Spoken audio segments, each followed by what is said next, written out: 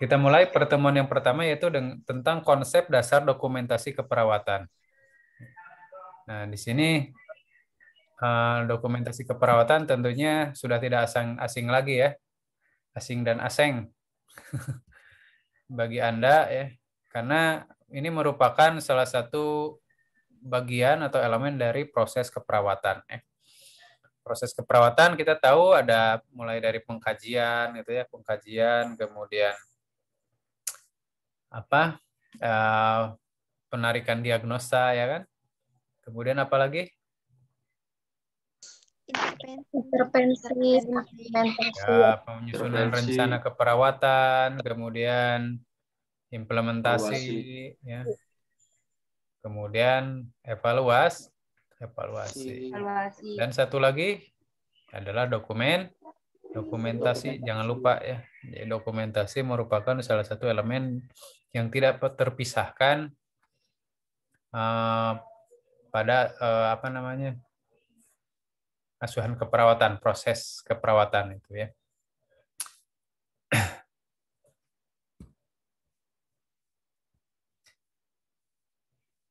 Oke, sebagai pendahuluan bahwa dokumentasi keperawatan adalah bagian dari seluruh tanggung jawab perawat. Dokumentasi merupakan catatan yang asli yang dapat dijadikan bukti hukum jika suatu saat ditemukan masalah yang berhubungan dengan kejadian yang terdapat dalam catatan tersebut. Artinya di sini dokumentasi kenapa menjadi penting ya? Karena ini merupakan bukti ya apakah kita sudah melakukan tindakan atau belum. Gitu. Jadi kalau tindakan kita capek-capek apa namanya mengintervensi pasien gitu ya, merencanakan keperawatan, mengimplementasikannya tanpa didokumentasikan itu sama saja kita dengan tidak melaksanakan. Apakah ini berbahaya? Berbahaya gitu ya.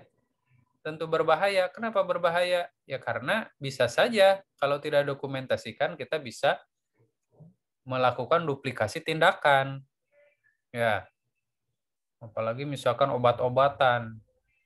Pasien A harusnya di terapi misalkan obat A gitu ya, obat 1 jam 8. Lah, pasti si pasien gak apaleun lah, kayak ditanya terus di obat acan. Nanti dia akan menjawab pasti sudah ya. Nah, kan tapi di sini bahaya kalau misalkan tidak dokumentasikan, ternyata pasiennya lupa misalkan atau pasiennya pikun atau koma pasiennya tidak dokumentasikan, kita masukin obatnya misalkan si teman kita sudah memasukin tapi teman kita misalkan kemana ke warung gitu ya atau teman kita lupa lagi karena pasiennya banyak gitu jadi lupa lagi asa atau acan gitunya apalagi pasiennya tadi banyak ya lupa asa acan gitu asa atau asa acan kemudian kita memasukkan lagi gitunya ya udah kalau belum mah masukkan lagi ya, obatnya jadi double itu bahaya kan ya gara-gara tidak ada dokumentasi ya itu intervensi yang sifatnya invasif yang sistemik seperti obat yang masuk itu bahaya kalau tidak didokumentasikan. Nah, itu pada aspek pelayanan kesehatannya. Belum lagi aspek hukum, ya. Nah, misalkan terjadi sesuatu pada pasien, ternyata pasiennya mengalami muntah-muntah, misalkan ya, muntah-muntah, tidak terkontrol dehidrasi, ya, atau berak-berak gitu ya dehidrasi. Nah, ternyata pasiennya menuntut atau keluarganya menuntut, kenapa ini bisa terjadi seperti ini? Apakah obatnya kelebihan mungkin atau obatnya nggak dikasihin gitu? Ya kalau tidak ada dokumentasi kan, meskipun kita bilang sudah tadi jam 8 benar asli sudah swear deh, misalkan demi Allah demi Allah. Nah itu tidak bisa dijadikan pegangan ya. Yang namanya lidah kan tidak bertulang gitu ya. Meskipun kita orangnya terpercaya, tapi di mata orang lain belum tentu kita menjadi orang yang terpercaya gitu ya. Nah, apalagi zaman sekarang kan Mas, wah banyak yang curiga terhadap tenaga kesehatan gitu ya. Pasien diisolasi, wah pasti rek di COVID kan gitu ya. Pasien misalkan tadinya baik-baik saja pas masuk rumah sakit mah, tapi sekarang jadi meninggal gitu. Mata ke rumah sakit ya mereka baik-baik saja gitu. Atau bisa saja karena terlambat, sebenarnya masuknya udah terlambat. Tadi mah biasa napas kene akhirnya terus tuh napas misalnya. Nah, atau pasien gimana? Oh, ini pastinya curiga nih, perawat nih tidak melakukan tindakan apa-apa nih. Obatnya nggak dikasihin lah ya. Ya kalau kita cuma modal omongan udah dikasihin demi Allah, demi Rasulullah, swear gitu ya. 1000 kali swear gitu. Tetap aja nggak kebakalan dipercaya ya kalau tidak ada rekaman, ya kan? Jadi tindakan kita meskipun istilahnya merubah posisi pasien lah, naon sih bahayana merubah posisi pasien gitu ya, dirubah henteu kan pasien maut gitu teu dirubah posisi gitu, tapi itu merupakan buat apa? Merupakan tindakan eh, intervensi ya yang harus didokumentasikan gitu. Ya, karena masyarakat zaman sekarang itu dengan apa ya tingkat pendidikan yang sudah mulai baik ya di masyarakat ya. Kemudian informasi yang gampang diakses lewat HP. Tiap orang pasti sekarang megang HP ya. Tiap orang meskipun tanpa kuliah gitu ya. "Oh, Bapak kunaon? Bapak teh diabetes. Naon diabetes teh?" Dia bisa ya pasti menjelaskan itu diabetes karena dia sudah googling di HP gitu. Apa diabetes adalah misalkan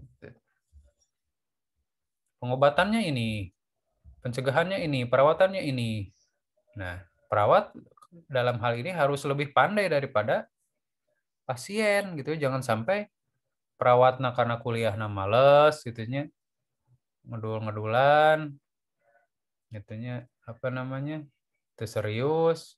Ya akhirnya bisa kalah pinter oleh pasien gitu. Kamu teh perawat tuh bapak naon gitu. Banyak sekali ya pasien yang lebih pinter daripada perawatnya. Karena kenapa? Karena dia tadi informasinya sudah dia dapat lebih dulu, kemudian dia juga menderita penyakitnya sudah lama, pasti dia akan menguasai terhadap penyakitnya tersebut daripada perawatnya, gitu ya. Nah, contohnya pasien dengan gangguan jiwa, gangguan jiwa, udah tuh lebih tahu tuh dia, wah pasti ek dikiekeun ya, pasti ek dikitukeun ya. Nah, kan? Orang gangguan jiwa itu lebih pandai dari mahasiswa perawat gitu. Makanya suka mahasiswa perawat justru dikibuli gitu oleh pasien gangguan jiwa itu. Ya. Karena dia sudah pengalaman, pasti ditanya iya deh, nah, pasti ditanya itu deh gitu ya. Ah rek minta kolor ah, minta permen ah, minta rokok ah, minta duit. Ame ame memberi keterangan. Itu udah pinter itu ya.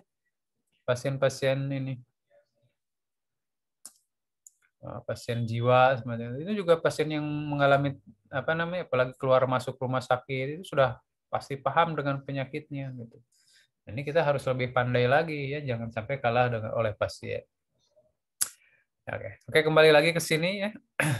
Jadi dokumentasi merupakan suatu catatan yang asli. Ya, asli itu bukan berarti hanya catatan tangan ya. Bisa juga berbentuk elektronik, akan tetapi pertanggungjawabannya jelas ya.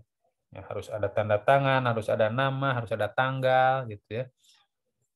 Yang dibuktikan, yang dijadikan bukti secara hukum gitu.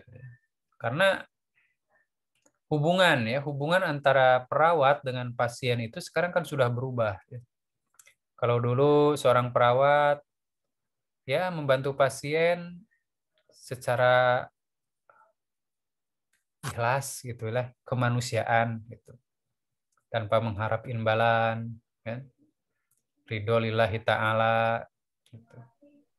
Awalnya sejarahnya kan gitu ya. Jadi perawat itu dijadikan relawan untuk korban perang, kan seperti itu ya. Artinya seikhlasnya ya. Tidak perlu kuliah waktu itu ya, tidak perlu mengeluarkan biaya. Yang penting yang ikhlas, mau bekerja, dilatih itu bisa dia jadi perawat gitu ya. Siapa yang mau, siapa yang enggak boleh gitu ya. Sukarela gitu kan. Nah, tapi sekarang dengan berkembangnya apa namanya? Dunia kesehatan sudah mulai apa namanya? Hak asasi manusia itu dijunjung, pasien safety-nya keselamatan pasien. Pasien juga harus mengeluarkan biaya untuk perawatan, mengeluarkan uang, gitu kan. Otomatis di sini apa namanya? Perawat juga harus sekolah, gitu ya, harus dites, gitu kan. Harus di sini menjadi aspek bisnis, gitu ya. Jadi menjadi aspek bisnis dunia kesehatan itu, ya, karena perkembangan dari berbagai macam aspek lah, ya, aspek hukumnya ada, aspek perdagangannya, bisnisnya ada gitu ya. Kemudian aspek kesehatannya ada. Sehingga di sini hubungan antara perawat pasien yang tadinya hubungan yang altruisme itu ya, jadi keikhlasan, sukarela menjadi hubungan hukum gitu ya. Di mana satu intervensi pun adalah mengandung unsur hukum gitu ya. Jadi kita harus apa namanya? Melakukan tindakan itu nol kesalahan. Ya. Tidak boleh kita melakukan kesalahan, tidak boleh kita melakukan kelalaian, ya. Tidak boleh kita menyakiti pasien, berniat jahat pada pasien. Tidak boleh kita mendiskreditkan pasien karena si masih miskin, ini mah kaya, si mah jelek, si mah cantik, gitu ya.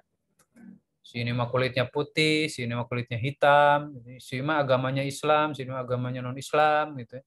Nah itu akan berbahaya atau akan berurusan dengan namanya ya hukum gitu ya. Jadi hubungan antara perawat dan pasien adalah merupakan transaksi hukum sekarang. Gitu ya. Jadi kita harus benar-benar menguasai keilmuan kita, patuh dengan standar keperawatan, patuh dengan SOP gitu ya. Apabila kita melakukan tindakan. Ya. Nah, tuh pada manusia punya salah pasti kesalahan. Ya di sini memang kesalahan bisa saja terjadi ya. Kan tapi di sini di dalam hubungan kita itu benar-benar do not harm ya. Jadi jangan sampai melakukan kesalahan. Itu adalah prinsip etik kita ya. Jadi gimana tuh udah nyawa ya. Jadi kita harus selalu berhati-hati di dalam bekerja ya. Ya kalau misalkan kalau menjadi perawat perawat barang elektronik mah gitu ya, servis elektronik mah ngebeledug bisa beli deui gitu ya. Misalkan Polytron TV ngebledug gitu. Aduh, salah saya koslet. Ya paling ngeganti deh unit yang baru ya kan. Atau hewan misalkan salah nyuntikeun kuduna obatna teh ka obat anjing teh ke jang anjing, obat kucing jang ieu mah obat anjing jang kucing salah nyetakeun misalkan nyuntikeun nya tuh karacunan si ucing teh paehnya. Mungkin ada harganya gitu ya. Kucing berapa juta misalkan kucing yang mahal. Ya tapi kalau kalau nyawa manusia kan nggak bisa gitu ya diganti. Nah, itulah menjadi alasan kenapa kita harus selalu berhati-hati. Berhati-hati itu berarti bukan berarti kita takut berbuat ya. Kamu menyuntik itu ya obat, takut takut salah. Nah, itu tidak juga seperti itu. Kalau gitu mah kita nggak ada kerjaan nantinya. Tapi kita harus tahu prinsip tindakannya apa, harus ngolotok gitu ya di dalam apa namanya kepala kita itu bahwa oh kalau nyuntik itu tindakan steril, berarti kalau steril saya harus apa namanya menyediakan ini ya. Harus menyediakan bak steril misalkan ya harus berhati-hati terhadap jarum suntiknya jangan sampai nojo sana nojo sini ya harus didisinfektan dulu harus pakai sarung tangan nah gitu kan jadi kita di dalam kita sudah ada ininya apa instrumen ini ya instrumen kehati-hatian itu ya.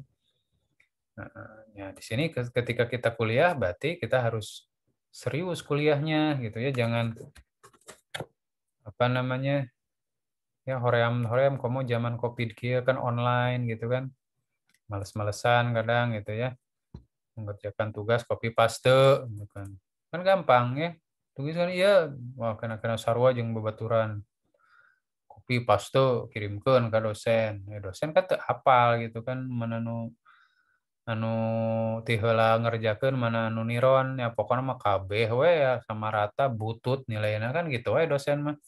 Nu abi mah danu pertama ngasihkan kasih sarua bae terus. Jadi dalam mengerjakan tugas orisinalitas ya orisinil buatan kita baik halus, HD, goreng asal orisinil itu akan lebih dihargai ya daripada buatan orang lain gitu. Apalagi satu untuk semua itu sarua gitu tugas nanti karena katingali ku dosen kayak gitu.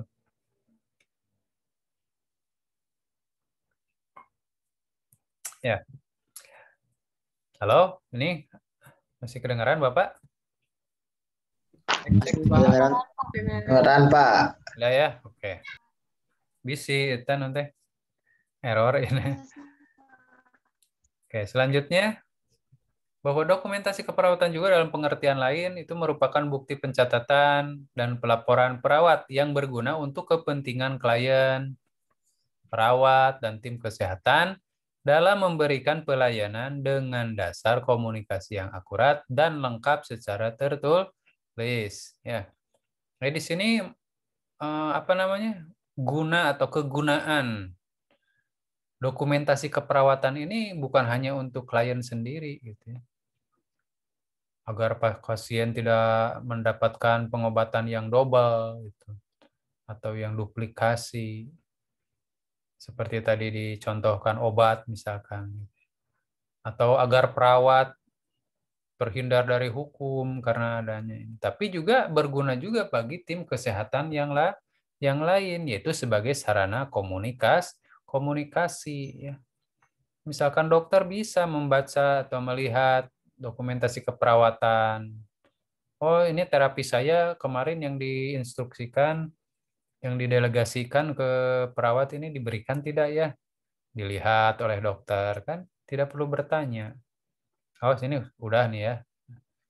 Nanti dilihat kalau perlu informasi lebih lanjut mungkin bertanya pada perawatnya respon pengobatannya kayak gimana, pasien mengalami demam atau tidak, misalkan setelah disuntikan obat dari saya itu gimana kan gitu. Itu adalah alat komunikasi.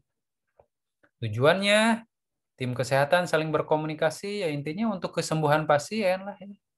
Untuk kebaikan pasien ya.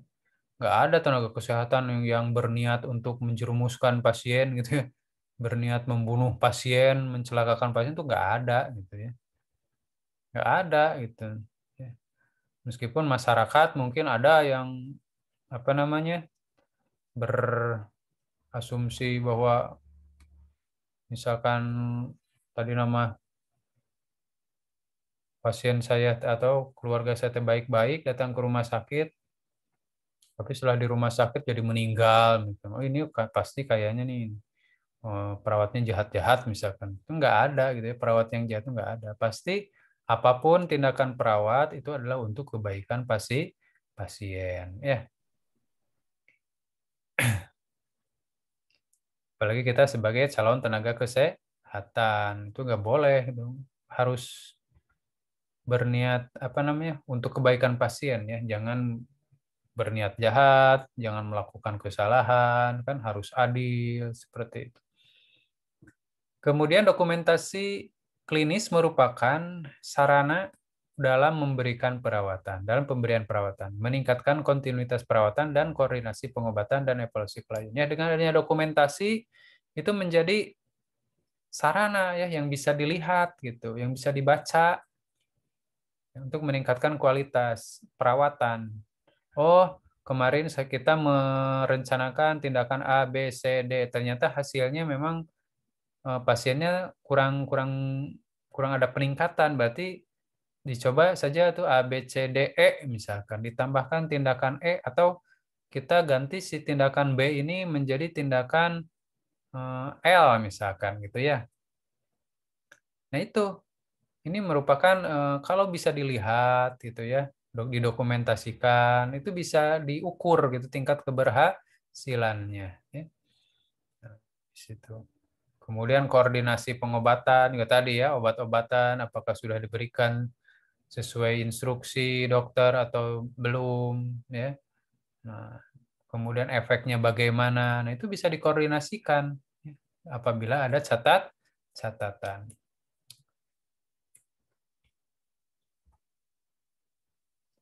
Kemudian dalam pengertian pengertian lain. Nah, Pak Bu liwat ya. Dokumentasi keperawatan merupakan bagian dari media komunikasi antara perawat yang melakukan asuhan keperawatan atau dengan tenaga kesehatan lain serta pihak-pihak yang memerlukannya dan yang berhak mengetahuinya ya. Jadi dokumentasi itu sebenarnya memang bukan bukan informasi umum yang bisa diketahui oleh semua orang gitu ya. Kan tetapi di sini dokumentasi keperawatan itu adalah sifatnya rahasia ya. Idealnya hanya kita dan pasien saja yang tahu tentang informasi pasien ya. Apakah pasien itu misalkan mengidap penyakit yang berat ya. Apakah pasien itu kemungkinan akan meninggal, prognosisnya buruk, baik atau buruk. Idealnya hanya kita sebagai tenaga kesehatan dan pasien saja yang tahu. Ya. Adapun orang lain, misalkan keluarga dari pasien orang lain gitu ya, mau menanyakan misalnya, "Sus, hari si pasien itu teh penyawat naon sih jika nu ripuh pisan?" gitu. "Oh, penyawat iya, oh, nanti kanker paru-paru misalkan." Nah, itu nggak boleh ya. Nggak boleh kita berikan informasi yang pada orang yang tidak berhak gitu ya. Siapa orang yang berhaknya itu? Yes, itu pasien sendiri dan juga kalau misalkan ada petugas hukum gitu ya yang memerlukan informasi yang berkaitan dengan hukum itu pun harus selektif gitu ya, tidak bisa semua polisi menanyakan tanpa ada surat tugas, tanpa ada apalagi ya wewenang gitu kan, nggak boleh. Jadi meskipun keluarganya sendiri kalau memang pasiennya bisa tidak mengizinkan keluarganya diberitahu, ya nggak boleh gitu ya, meskipun keluarganya. Nah, kumaha kalau pasiennya misalkan tidak bisa ngomong atau pingsan atau tidak sadar, itu berarti kalau pasiennya tidak sadar atau koma, berarti sebenarnya aspek informasi itu adalah second opinion namanya ya, jadi pendapat kedua. Jadi itu boleh gitu ya ini karena diutarakan pada keluarga apabila pasiennya istilahnya tidak bisa memberikan keputusan yang mandiri atau sadar ya, seperti itu. Misalkan Bapak gugah, Bapak mau dioperasi tidak? Pasiennya koma misalkan. Ya kan nggak bisa gitu ya. Kita tanya pendapat kedua yaitu pihak keluarga untuk memberi keputusan. Ibu, si Bapak teh harus dioperasi. Emang penyawatna naon? Ya kita bisa membicarakan penyawatna teh ieu kudu kieu. Nah, ya. Kalau pasiennya tidak boleh membicarakan misalkan, sus jangan diobrolin ke keluarga saya tentang penyakit saya, misalkan. Nah itu nggak boleh ya, kita nggak punya hak untuk memberikan informasi ya. Tujuan dari dokumentasi keperawatan menurut Potter dan Perry tahun 2005 adalah yang pertama tadi komunikasi ya, dengan adanya catatan, tentunya bukan catatan yang diumbar ke sana kemari ya. Biasanya kalau di ruang rumah sakit kan mahasiswa tuh ya, mahasiswa ada tugas askop tentang pasien A, misalnya. Si mahasiswa ini pasien A, mahasiswa ini pasien B. Wah, statusnya dibawa gitu ya. Ada yang di mana mahasiswa teh nyatot riwayat penyakitnya, data pasien gitu. Itu sebenarnya itu nggak boleh gitu ya dibawa kemana-kemana. Gitu. Kalau untuk sekedar latihan untuk pendidikan ya itu sebenarnya boleh saja kan, tetapi ingat harus anonim ya, harus jangan sampai ditulis namanya misalkan Tuan Asep, ini jelas gitu ya, nanti diobrolin ke keluarganya gitu oleh mahasiswa teh, diobrolin kabaturis si Tuan Asep menjadi bahan ini, itu nggak boleh ya. Kita harus menjaga rapat-rapat semua hal yang semua hal pasien yang kita beri asuhan keperawatan ya, gitu. Karena itu hal yang rahasia.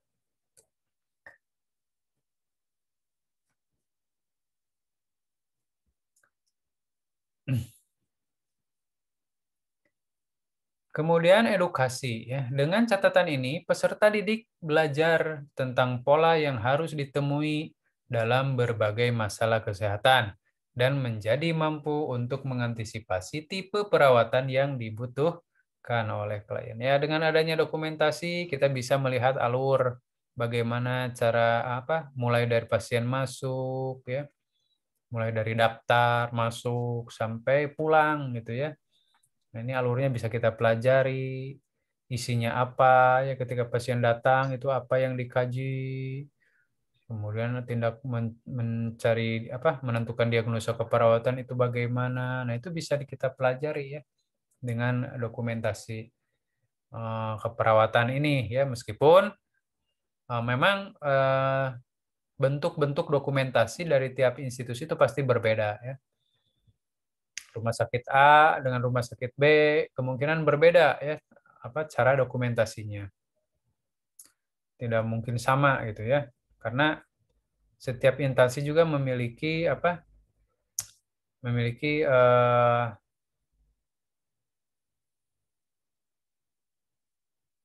idealisme yang berbeda-beda gitu ya, tujuan yang berbeda-beda, ya, kultur yang berbeda-beda, kultur kerjanya. Nah, itu sehingga akan berbeda pula dengan institusi lain. Ya, bahkan di satu institusi pun mungkin bentuk dokumentasi itu akan berbeda-beda antara satu ruangan dengan ruangan lain. Ya. Ruangan IGD dengan ruang ICU itu akan beda dokumentasinya. Ruang ICU dengan ruang perawatan bedah misalkan, ya itu akan berbeda karena memiliki karakteristik kerja yang berbeda-beda. Nah, kalau di IGD, biasanya kan IGD itu kan pasien datang, sejam, 2 jam, pasien keluar ke ruangan, atau ke ruang perawatan atau ke ruang operasi. Jadi dibutuhkan dokumentasi yang cepat, gitu, singkat tapi akurat, gitu ya. Jadi dengan data pengkajian yang sebentar, intervensi pun harus cepat, gitu ya. Keputusan harus cepat sehingga membutuhkan format dokumentasi yang simple ya tapi akurat gitu ya, seperti yang dibutuhkan di IGD tersebut ya. Kalau di ICU itu lebih beda lagi gitu ya. Karena ICU ini pasiennya ya pasien kritis, perlu monitoring tiap jamnya, dimonitor, dicatat tensi, napas, suhu, obat-obatan, intake, output, segala macam dicatat, dilihat perharinya, ditimbang apakah cairannya lebih atau kurang, ya. Bagaimana pola napasnya, stabil tidak stabil, ya kan? Beda lagi, gitu ya. Di ruang perawatan medikal bedah, itu beda lagi.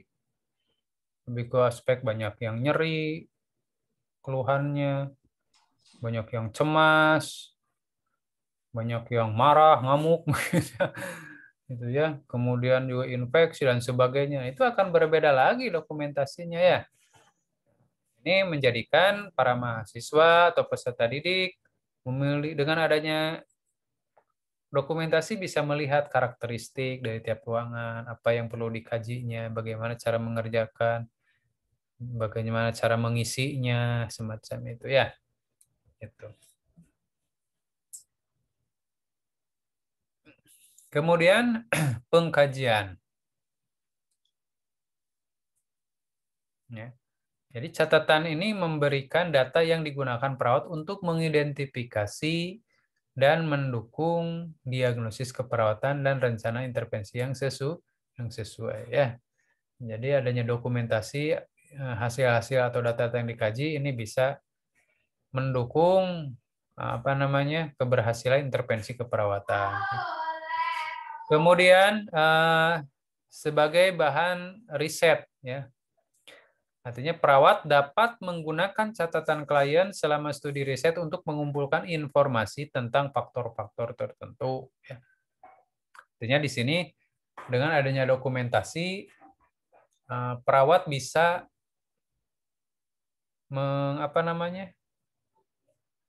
mengkolektifkan gitu ya, atau mengumpulkan data-data yang ingin dia ketahui. Nah, kalau ada dokumentasi itu kan rekaman pasien ya. Berarti rekaman pasien, misalkan perawat ingin mengetahui penyakit kejadian plebitis pada pasien di ruang bedah 3A misalkan ya, ruangannya 3A misalkan. Ruang bedah 3A pada tahun 2019 sampai 2020. Nah, so kumaha kalau tidak ada dokumentasi? Bertanya gitu. Bertanya-tanya ke perawat senior atau ke perawat yang lain gitu. Kan nggak bisa. Nah, maka di sini dengan adanya dokumentasi keperawatan, oh ternyata selama di ruang rawat ini rata-rata dalam 1 tahun ada misalkan 5% yang mengalami plebitis. Plebitis itu bengkak ya pada area infus. Kan suka ada bengkak, macet, perih gini ya. Itu plebitis namanya. Wah, ini bagaimana nih kalau ini ternyata dikasih tahu ya hasil penelitian perawat itu. Oh, ternyata dalam 2 tahun, kira-kira 1 tahunnya ada 5% lah kejadian plebitis di ruang kita itu. Nah, ini kan akan menjadi bahan pertimbangan ini gimana nih solusinya agar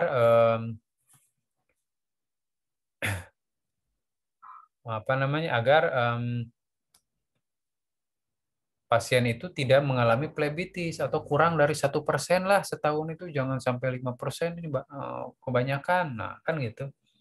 Oh, ternyata dibaca lagi kan strateginya, misalkan harus teratur, merehab infusnya, misalkan secara teori ini ada nih 3-4 hari harus diganti ininya, harus dipindahkan infusnya, kan gitu. Oh, itu kan kemudian harus dicek secara berkala apakah ada bengkak gitu ya, apakah ada pasiennya alergi obat itu dan sebagainya. Itu strategi-strategi akan muncul ketika hasil riset itu sudah didapat kan gitu ya. Nah, ini untuk apa? Ya untuk tadi lah tentunya untuk kebaikan pasien juga ya. Untuk kesembuhan pasien, untuk kebaikan pasien, itu tujuannya. Ya.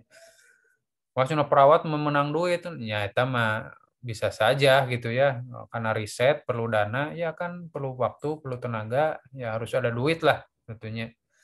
Ya, itu mah wajar ya, tapi jangan jadikan tujuan utama gitu ya.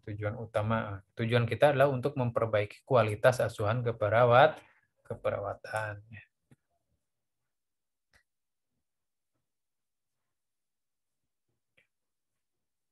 Kemudian audit dan pemantauan. Tinjauan teratur tentang informasi pada catatan klien memberikan dasar untuk evaluasi tentang kualitas dan ketepatan perawatan yang diberikan dalam suatu institusi ya. Nah, ini ya, dengan adanya catatan keperawatan ini bisa sekaligus menggambarkan kualitas dari perawatan yang diberikan pada pasien ya. Nah, di sini sekaligus tadi ya, menjadi bahan penelitian juga gitu ya, hasil penelitian juga, tidak secara langsung dengan adanya dokumentasi keperawatan itu memberikan gambaran ya,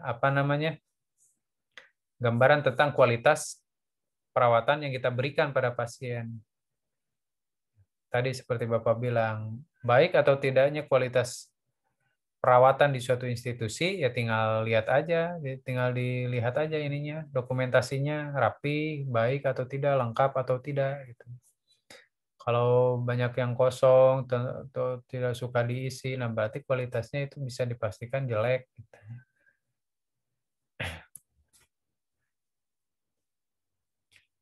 Kemudian dokumentasi legal. Pendokumentasian yang akurat adalah salah satu pertahanan diri terbaik terhadap tuntutan yang berkaitan dengan asuhan keperawatan. Tadi ya. Jadi ini adalah dokumentasi ini adalah perisai kita di dalam mempertahankan diri ya apabila ada tuntutan hukum terutama ya atau tuntutan etik ya dalam praktik yang kita lakukan seperti itu. Ya. Manfaat dokumentasi yang pertama meningkatkan mutu asuhan keperawatan, ya jelas ini ya semakin dokumentasinya semakin baik, semakin rapi, ini mutu asuhan keperawatan juga secara pasti akan lebih baik. Ya. Kemudian sebagai bahan pertanggungjawaban dan pertanggunggugatan di depan hukum jika diperlukan, gitu ya. Kemudian sebagai alat pembinaan dan pertahanan akuntabilitas perawat dan keperawatan. Ya. Jadi di sini dengan adanya dokumentasi keperawatan, perawat juga akan terus belajar memperbaiki asuhan keperawatannya. Ya. Kemudian sebagai sarana komunikasi terbuka antara perawat dan klien, ya. Tadi sudah diutarakan ya. Jadi di sini perawat bisa memberikan informasi pada klien tentang kondisi kesehatannya dengan hasil dari atau informasi yang ada di dokumentasi keperawatan atau dokumentasi medis juga. Biasanya kan antara dokumentasi keperawatan dan dokumentasi kedokteran itu ada disatukan ya, cuma beda letak aja. Biasanya dokumentasi keperawatan itu paling depan, dokumentasi dokter itu paling belakang, gitu ya, di belakangnya. Jadi pengkajian dulu oleh perawat, ya, penelitian diagnosis, baru dokter datang membawakan mengkaji, melihat pengkajian hasil ke perawat, gitu. Kemudian dia juga bertanya pada pasien tentang keluhannya, lalu menginstruksikan tindakan apa yang harus dijalani oleh pasien. Gitu. Sebagai sarana komunikasi antar perawat dan perawat atau perawat dengan profesi lain, jelas ya. Sebagai sumber data untuk penelitian dan pengembangan keilmuan keperawatan, untuk mengawasi, mengendalikan, dan menilai kualitas asuhan keperawatan yang diberikan oleh perawat sesuai kompetensi masing-masing perawat. Nah ini sebenarnya keulangan lagi ya tadi ya. Komponen dokumentasi menurut Handayaningsih 2009 ya. Yang pertama ada aspek komunikasi, sudah tadi ya, aspek komunikasi, kemudian ada yang mengandung proses keperawatan ya. Jadi dokumentasi keperawatan itu isinya adalah rekaman tentang proses keperawatan mulai dari pengkajian, identifikasi masalah, perencanaan tindakan, pelaksanaan tindakan, dan kemudian perawat mengevaluasi respon klien ya. Jadi ini isi dari dokumentasi keperawatan itu ini ya. Pengkajian sampai evaluasi rekamannya. Kemudian sebagai standar dokumentasi keperawatan. Standar dokumentasi adalah suatu pernyataan tentang kualitas dan kuantitas dokumentasi yang dipertimbangkan secara adekuat dalam suatu situasi tertentu. Adanya standar dokumentasi akan memberikan informasi ukuran terhadap kualitas dokumentasi perawat yang diharapkan. Ya, di sini perlu adanya standar dalam pengisian dari dokumentasi keperawatan yang kita buat ya. Biasanya ini adalah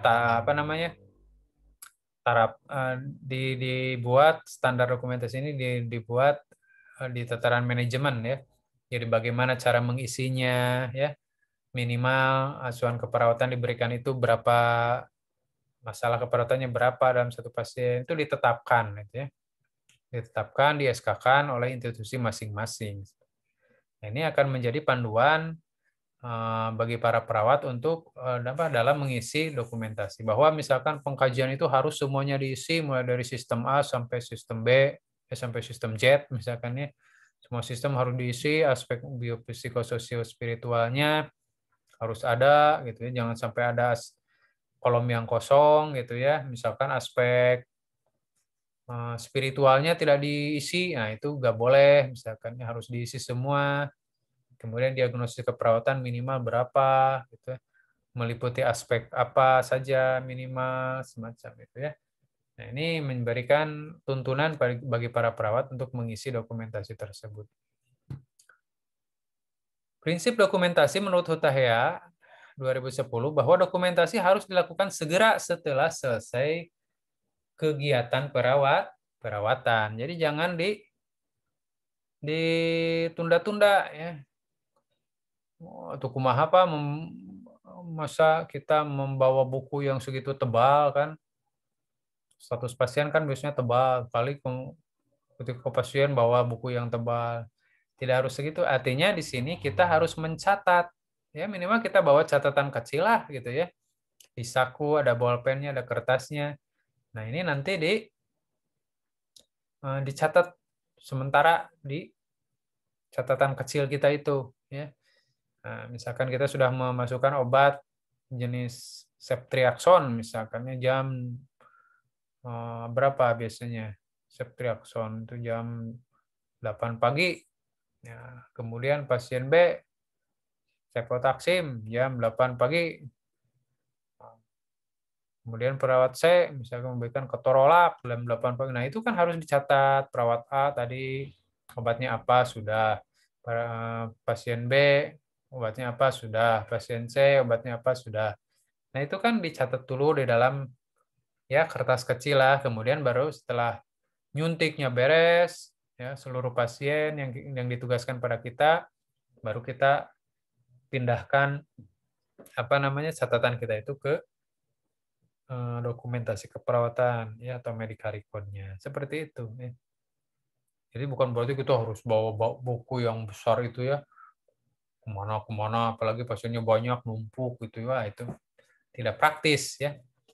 Kalau yang mau praktis ya mungkin ada perawat yang mungkin kita bisa mengembangkan dokumentasi yang sifatnya digital gitu kan. Bawa apa tablet gitu kan. Oh, pasien A sudah tik tombol ceklek gitu ya. Pasien B tinggal pencet obat ini sudah ceklek. Nah, itu terhubung dengan apa namanya server atau gimana gitu ya. Dengan IT lah gitu ya. Nah, ke depan mungkin bisa seperti itu sehingga menghemat kertas juga ya, menghemat biaya, praktis gitu. Dan biasanya lebih interaktif dan enjoy kalau memang menggunakan digital gitu. Tapi memang membuat program atau itu mahal sekali gitu ya, membuat suatu sistem apa namanya ya sistem informasi di dalam suatu institusi, misalkan apa yang kita lakukan itu langsung terintegrasi atau terekam di pusat ya, sehingga nantinya rekapitulasi tindakan itu kelihatan. Itu ya mungkin ratusan juta ya. Tinggal institusinya nggak modal gitu ya. Bila memungkinkan, catat setiap respon klien tentang informasi atau data yang penting tentang keadaannya ya. Itu apa respon? Kita harus selalu dekat dengan pasien ya. Jadi tadi waktu perawat dengan waktu itu habis untuk dokumentasi ini menjadi masalah juga ya. Jadi perawat zaman sekarang habis waktunya untuk dokumentasi gitu. Nah, ini menjadi PR bagi perawat bagaimana mensimpelkan dokumentasi gitu. Tapi tidak mengabaikan aspek kelengkapannya juga gitu.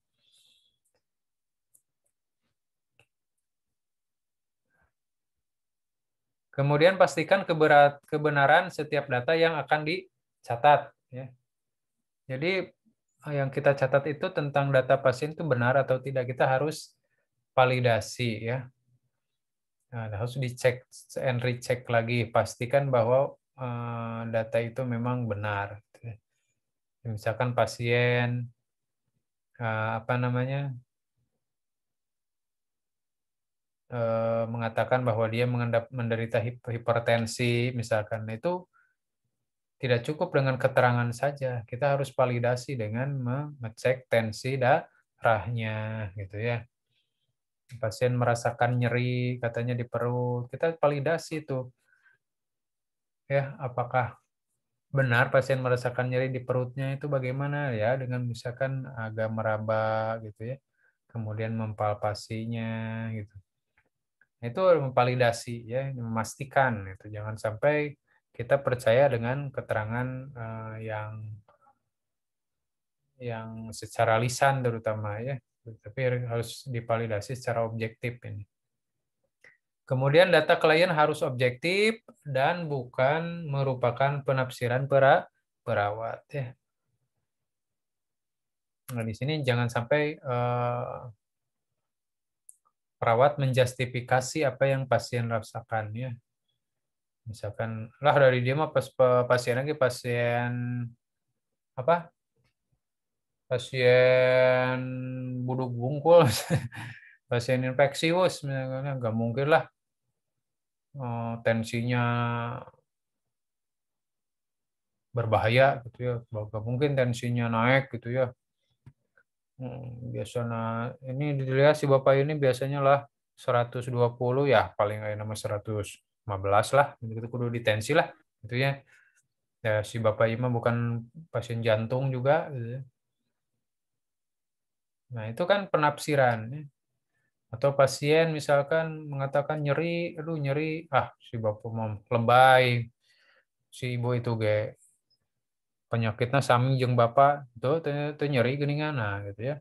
Itu harus jangan melakukan atau menjustifikasi atau menafsirkan secara subjektif ya, harus objektif, benar-benar kita kaji ya. Apa yang dikatakan pasien itu memang kita harus respon gitu ya. Nah, jadi pasien mengatakan nyeri, kita kaji nyerinya skalanya berapa. Pasien mengatakan bahwa dia punya hipertensi, kita kaji tensinya benar tidak, atau masih tinggi atau tidak, seperti itu ya. Kemudian dokumentasikan dengan baik apabila terjadi perubahan kondisi atau munculnya masalah baru, ya, serta respon klien terhadap bimbingan perawat ya. Jadi kalau memang kadang-kadang masalah pasien itu bisa bertambah, bisa berkurang di rumah sakit itu ya. Ketika datang ke rumah sakit, pasien mengeluh sakit kepala misalkan. Nah setelah dirawat di rumah sakit menjadi pingsan, sering pingsan atau muntah-muntah. Nah itu kan jadi masalahnya jadi ada bertambah, bisa saja seperti itu ya. Atau tadinya pasien merasakan nyeri pas nyeri yang berat pada saat masuk rumah sakit, setelah dirawat Tandanya samaan gitu sih. apa namanya, nyerinya hilang tapi jadi diare misalkan gitu. Itu bisa saja ya terjadi. Nah, artinya kita harus cepat mendokumentasikan adanya perubahan kondisi ya, dan juga munculnya masalah baru. Tapi bukan berarti kita harus mengkaji ulang lagi. Oh, si Bapak Mangus Buba BT membuat rencana keperawatan T5 masalah. Si Bapak ya deui atuh abi kudu nyatet di awal henteu gitu ya. Tidak seperti itu. Kita tetap itu hasil pengkajian awal itu tetap 5, tapi di catatan perkembangan, artinya ya di catatan perkembangan pasien kita mencatat bahwa terjadi masalah yang baru, yaitu masalah apa gitu ya pasiennya gitu ya. Jadi tidak nyatet dari awal dari itu ya, capek atau gitu mah ya. Nah, di situ akan ada catatan perkembangan. Oke, mungkin kita lihat ininya nanti formatnya ya. Hindari dokumentasi yang baku karena sifat individu atau klien yang unik. Ya. Artinya di sini tidak ada satu format format dokumentasi yang cocok untuk semua orang, gitu ya. Kita harus memahami bahwa tiap individu itu, manusia itu adalah unik. Ya. Ya, di sini memang dokumentasi yang baku itu memang sifatnya kaku ya. Artinya misalkan kita terutama ini dokumentasi yang sifatnya digital ya, kadang-kadang kaku itu ya. Artinya di sini misalkan pasien kenapa penyakitnya tipoid. Maka pasien tipoid itu berat keluar langsung ya. Apa namanya? Diagnosis keperawatannya muncul gitu. Kita input datanya langsung muncul. Itu biasanya kalau dokumentasi digital atau elektronik kan sifatnya kaku ya, hasil dari apa namanya software semacam itu ya, kadang-kadang tidak mengakomodir ya adanya keunikan dari tiap individu gitu. Ini seharusnya dihindari ya. Jadi kita tidak boleh membuat dokumentasi yang fix gitu.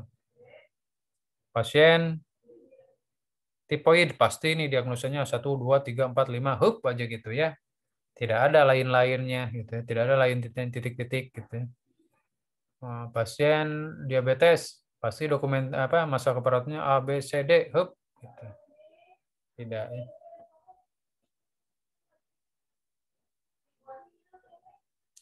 Kemudian hindari penggunaan istilah penulisan yang tidak jelas dari setiap catatan yang dicatat ya. Jadi artinya istilah-istilah yang kurang familiar lah gitu ya.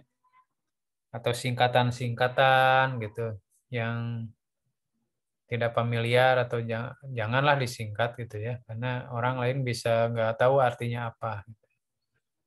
Baik dengan tulisan yang baik, tulisan yang jelas gitu ya. Jadi bagi yang masih tulisannya jelek, ini coba berlatih lah. Tulisannya rapih kan gitu ya. Ternyata kalau cewek kan rapih ya rata-rata gitu ya. Tapi ayahnya nurareges ya. Dirapihkan. Dulu tuh Bapak tuh ada tuh mahasiswa tulisannya tuh kayak gini nih. Kayak tulisan ini nih. Tulisan komputer gitu. Betah macana teh gitunya. Pokoknya mana nulisnya pasti betah macana teh kayak tulisan ini komputer gitu. Tulisan tangan tapi tulisan komputer betah macana ge. Enakeun. Nah, itu harus belajar seperti itu ya. Nah, Assalamualaikum, Pak. Rip. Mohon maaf, Pak. Sampai jam berapa ya? Oke, kita lanjutkan ya. Jadi Ripki ya, sing rapi tulisan T-nya ulah di SD nepi kon ka kuliah anggar we gitu ya. Yang minimal bisa dibaca ku batur lah gitu nya. Ulah bisa dibaca tinggu sorangan ku batur ya. Rapi, bagus gitu. Diusahakan gitu ya. Kemudian untuk setiap dokumentasi cantumkan waktu, tanda tangan, nama jelas. Nah, ini sebagai apa namanya bentuk akuntabilitas kita ya. Jadi waktu kapan tindakan itu dilakukan ya, tanggalnya biasanya ya. Kemudian ada tanda tangan dan nama jelas ya. Jadi kalau ada pertanyaan dari perawat lain atau orang lain, siapa yang melakukan, bagaimana responnya ya, kita bisa melihat siapa yang melakukan tindakan tersebut ya.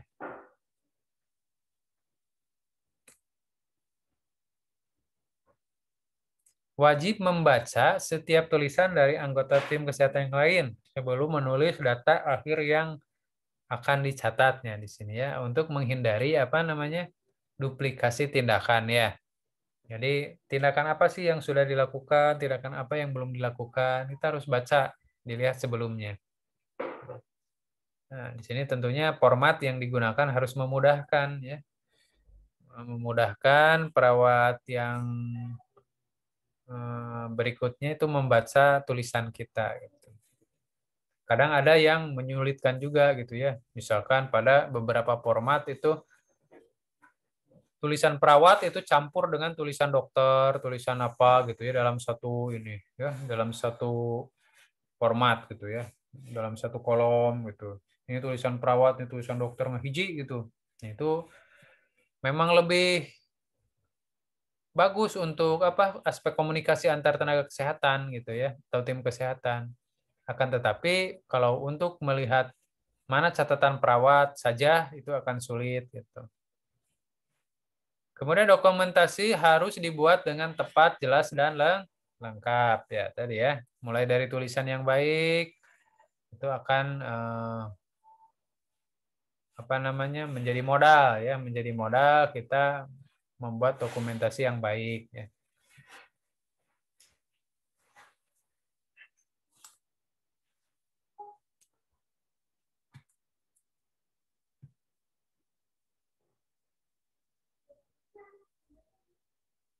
Secara prinsip, dokumentasi keperawatan itu mencerminkan perspektif klien, mengidentifikasi pemberi asuhan, dan mencatat asuhan keperawatan yang diberikan termasuk hasil kesehatan klien.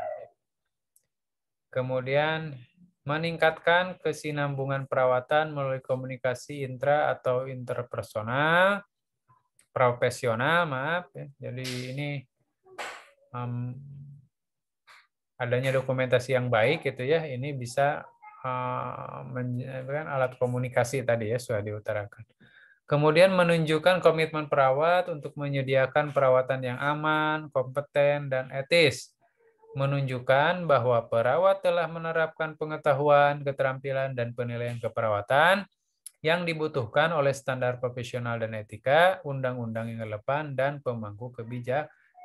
Nah, dengan adanya dokumentasi yang baik, berarti itu adalah salah satu komitmen perawat untuk memberikan pelayanan keperawatan yang baik untuk seluruh pasien ya.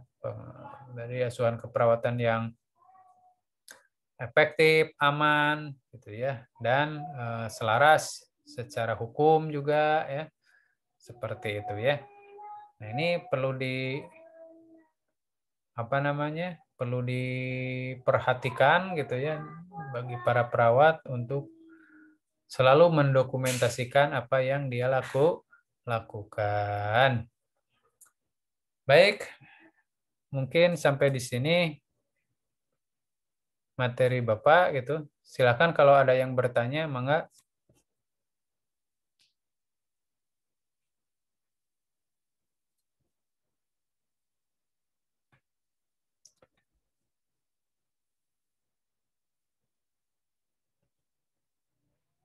Silakan Gunar, ayo ada Gunar.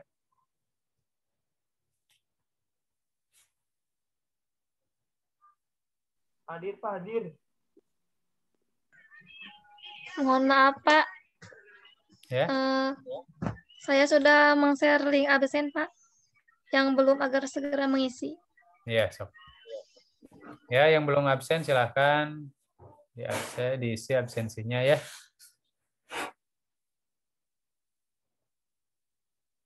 Silakan ada pertanyaan tentang materi ini.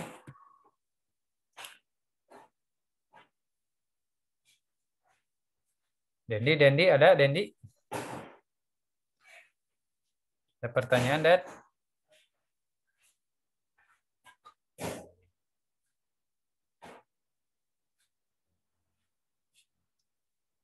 Baik, silakan dibuka ininya, kameranya dibuka dulu semuanya ya. Dipoto dulu.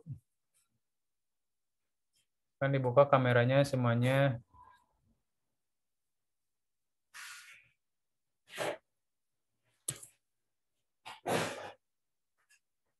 Oke.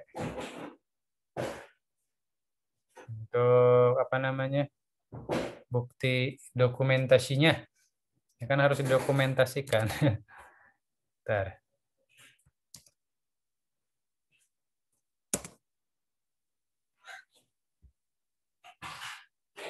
Ya, dibuka kameranya. Silakan yang belum dibuka.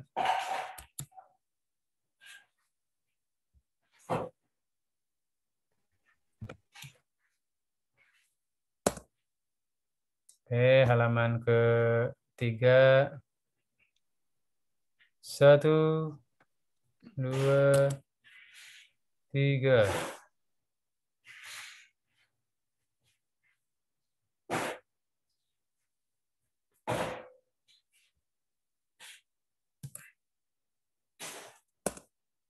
Halaman keempat.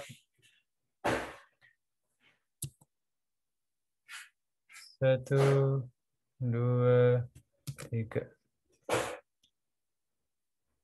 Baik, sebelumnya dan sesudahnya Bapak ucapkan terima kasih ya.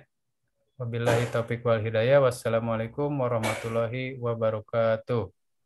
Waalaikumsalam Waalaikumsalam warahmatullahi wabarakatuh.